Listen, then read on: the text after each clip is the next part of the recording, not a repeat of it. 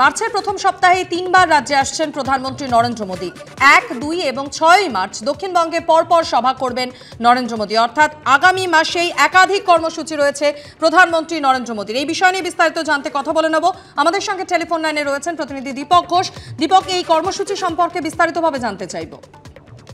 দেখো, আচমকাই এই কর্মসূচি ঠিক হয়েছে, কারণ এতদিন আমরা জানতাম যে প্রধানমন্ত্রী আসবেন আগামী মাসের প্রথম সপ্তাহে বারাসাতে সভা করার কথা, কিন্তু আজকে যেটা জানা যাচ্ছে তিনি পর পর 3টে জনসভা করবেন এই রাজ্যে। 3টে জনসভাই করবেন দক্ষিণবঙ্গে। 1 তারিখে আগামী 1 মার্চ তিনি সভা করবেন আরামবাগে প্রকাশ্য জনসভা। পরের দিন 2 তারিখেই তিনি কৃষ্ণনগরে সভা করবেন, সেটাও প্রকাশ্য জনসভা। এবং 6 তারিখে তিনি বারাসাতে সভা করবেন।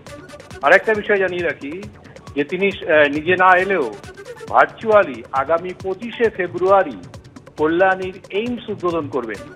আমরা জানি যে কল্যাণীর এইমসের আউটডোর চালু হয়েছে বেশ কয়েক মাস হলো, কিন্তু পুরো এইমস এখনো পর্যন্ত চালু হয়নি। সমস্ত বিভাগ এবং রোগী ভর্তি নেওয়া, গোটা এইমসের যাবতীয় কর্মকাণ্ড শুরু হবে আগামী 25শে ফেব্রুয়ারি থেকে। প্রধানমন্ত্রী ভার্চুয়ালি উদ্বোধন করবেন। যেটা মনে করা হচ্ছে যে ফেব্রুয়ারির শেষ কিংবা মার্চের প্রথম সপ্তাহের মধ্যেই আগামী লোকসভা নির্বাচনের নির্ঘণ্ট প্রকাশ করতে পারে নির্বাচন কমিশন। সুতরাং এটা জল্পনা চলছে রাজনৈতিক মহলে, তাহলে কি ফেব্রুয়ারির শেষাশেষি নির্বাচন ঘোষণা যে কোনো মুহূর্তে হয়ে যেতে পারে? কারণ কোনো রাজ্যে কিন্তু প্রধানমন্ত্রী নির্বাচনের আগে এইরকম একাধিক লাগাতার সভার কর্মসূচি নেননি। এই মার্চ মাসের প্রথম সপ্তাহে টানা 3টে জনসভা পশ্চিমবঙ্গের বুকে।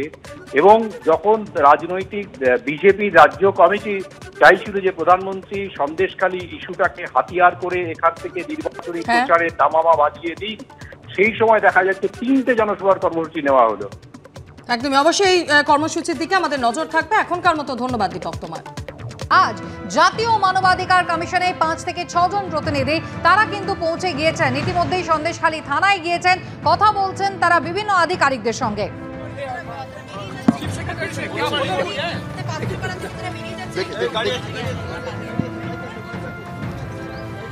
দেখে বাদিক দেখে বাদিক দেখে বাদিক দেখে বাদিক দেখে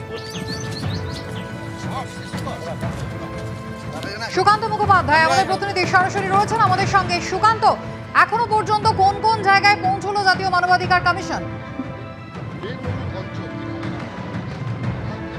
দেখো, এই নিয়ে আরো একটি জায়গাতে কিন্তু এসেছে জাতীয় মানবাধিকার কমিশন। তুমি দেখতে পাচ্ছ পুরো যে জায়গাটা, যে বাড়িতে তারা গেছেন এই মুহূর্তে সেখানকার বাসিন্দাদের সাথে কথা বলছেন। পুরো জায়গা কিন্তু এই মুহূর্তে সেন্ট্রাল ফোর্স ঘিরে রেখেছে, যাতে অন্য কেউ প্রবেশাধিকার আপাতত না থাকে।